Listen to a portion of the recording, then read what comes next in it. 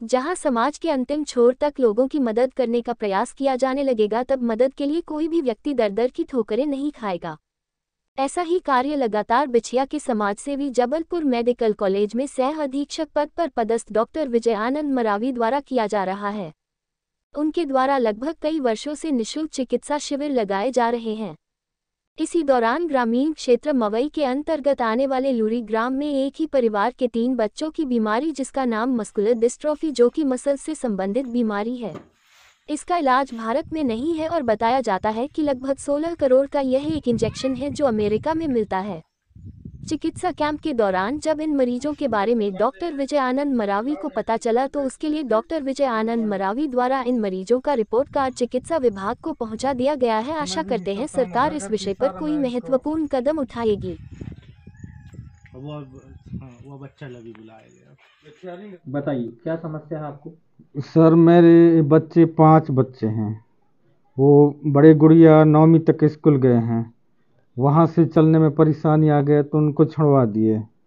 वो खड़े भी नहीं हो सकते हैं, न बोल भी नहीं पाते हैं, न चल भी नहीं पा रहे हैं।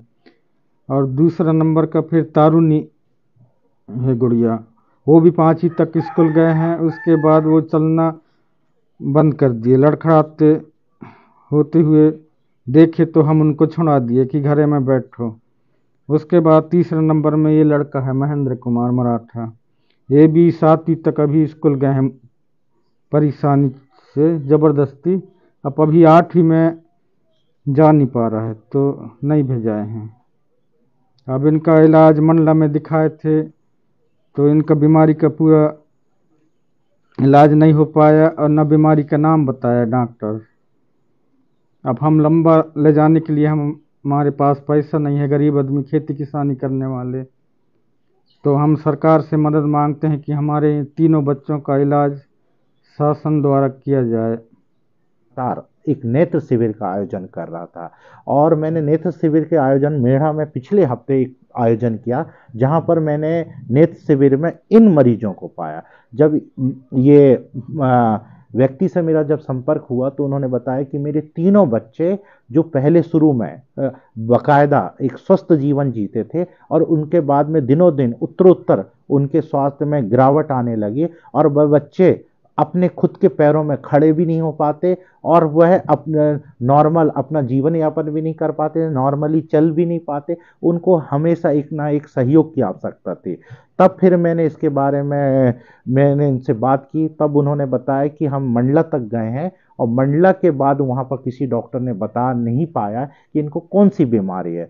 तब फिर मैंने इनको बताया कि इनको एक आनुवांशिक बीमारी है जिसको कहते हैं मस्कुलर डिस्ट्रॉफी, जिसका लोकसभा में भी प्रश्न उठ चुका है और माननीय प्रधानमंत्री नरेंद्र मोदी जी ने इस कोई मन की बात में ये मस्कुलर डिस्ट्रॉफी वाली बीमारी के बारे में उन्होंने एक विषय भी रखा था। ये होता क्या है, ये जेनेटिक आनुवांशिक बीमारी है जिसमें मसल्स जो पावर है लगातार कमजोर होती जाती है और व्यक्ति जो शुरू में चलता रहता है वो धीरे धीरे एक कहना चाहिए व्हील चेयर में आ जाता है और एक समय बाद अगर उसको कहीं अगर आपने उसके स्वास्थ्य में ध्यान नहीं दिया गया तो रेस्पिरेटरी फेलियर हो जाती है, जो उसकी मौत के लिए उसके मौत का कारण हो जाती है। इस बीमारी का एक और है कि अगर एक 16 करोड़ का इंजेक्शन आता है जो कि अमेरिका में बनता है, अगर किसी तरह वो 16 करोड़ का इंजेक्शन लग जाए तो एक इनके जीवन में उम्मीद की किरण हो सकती है।